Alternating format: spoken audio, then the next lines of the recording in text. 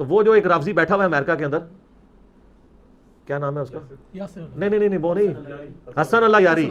ہاں تو اس کی آپ ذرا ویڈیوز دیکھیں نا، وہ یہی ساری روایتیں بلازری سے ہی لا کے دکھا رہا ہے نا، اور وہ اہل سنت کے ائمہ کا مذاق اڑا رہا ہے نا.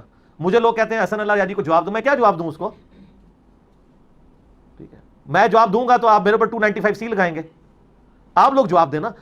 لوگوں سے لاکھوں روپے چندہ آپ لوگ لیتے ہیں، ٹھیک ہے جی، دین کی خدمت کے نام کے اوپر پوری قوم کو آپ نے آگے لگایا ہوا ہے. تو جب آپ کے اوپر اہل سنت کے منہج پہ کوئی حملہ ہوتا ہے تو مجھے کہتے ہیں آپ جواب دیں. جواب بھی آپ دیں نا. انصاب الاشراف جو ہے وہ امام بلازری المتوفا 289 ہجری کی کتاب ہے، جو پہلے 300 سال کے محدثین میں سے ہیں، لیکن اس کتاب کی صحت کے اوپر اتفاق نہیں ہے. شیخ زبیر لزئی صاحب تو اپنی وفات سے پہلے اپنے رسالے میں اعلان برات کر گئے ہیں اس کتاب سے، کیونکہ ان کا موقف یہ تھا کہ اس کتاب کے اندر صرف آپ کو آل امیہ کو بچانے کے لیے روایتیں نہیں ملیں گی، بلکہ اس روایت میں تو حضرت معاویہ کو بچانا بھی مشکل ہو جائے گا.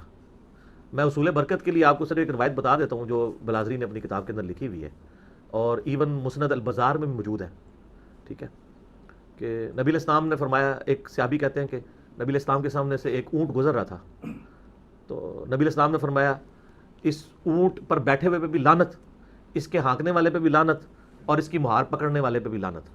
ٹھیک ہے، اب مسند البزار میں ان تینوں کے نام نہیں، بس اتنی روایت لکھی ہے، اور یہ روایت مجموع الزوائد میں امام حیثمی ابن جرسقانی کے استاد نے بھی لکھی ہے. میں ان اماموں سے پوچھتا ہوں یہ آپ نے دین کی کون سی خدمت کی ہے یہ روایت لکھ کے، کہ آپ کتاب یہ روایت یہ لکھ رہے ہیں کہ اونٹ پہ بیٹھے ہوئے پہ بھی لعنت، ہانکنے والے پہ بھی لعنت، اور اس کی مہار پکڑنے والے پہ بھی لعنت، اور حدیث ختم. بتائیں نا کون ہے وہ بندہ. تو چھوڑ، تو بلازری نے بتا دیا نا کون ہے. ٹھیک ہے، تو ہم کوڈ ورڈ میں آپ کو بتا دیتے ہیں. وہ اونٹ کے اوپر امیر شام کے والد محترم بیٹھے ہوئے تھے، اور اونٹ کو ہانکنے والے جو ہیں وہ امیر شام خود تھے، اور مہار پکڑنے والے امیر شام کے ایک بھائی تھے. تو یہ بلازری نے لکھا ہے، تو آپ ٹھیک لے لیں بلازری سے. یہ اور بھی بہت کچھ لکھا ہے اس نے. تو شیخ زبیر صاحب جو ہے نا پھر اس لیے کہتے تھے کہ اگر بلازری کی کتاب انصاب الاشراف سے اس طرح روایتیں لینا شروع کر دیں گے نا ہم، تو ہمیں پھر ابھی تک تو ہم کا دفاع صحابیت کی وجہ سے کر رہے ہیں، پھر معاملات کچھ اور نکلنے شروع ہو جائیں گے.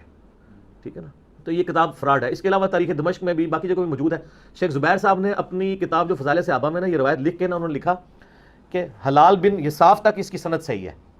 حلال بن یصاف کا واقعہ کربلا میں ہونا ثابت نہیں ہے، اس زمانے کا آدمی ضرور ہے وہ، لیکن انہوں نے اپنی جان چھڑائی. انہوں نے لکھا کہ سند اس کی صحیح ہے الا حلال بن یصاف، اور یہ ان کا پرانا موقف تھا. بعد میں تو انہوں نے مرنے سے کچھ مہینے پہلے الحدیث رسالے میں لکھ دیا کہ انصاب الاشراف کا اپنے مصنف سے ہونا ہی ثابت نہیں ہے.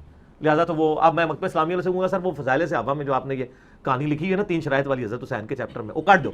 وہ تو شیخ زبیر صاحب وفات وقت توبہ کر چکے تھے، اونٹ تک چھاپ رہے ہو، نکال دیں وہ. ٹھیک ہو گیا جی.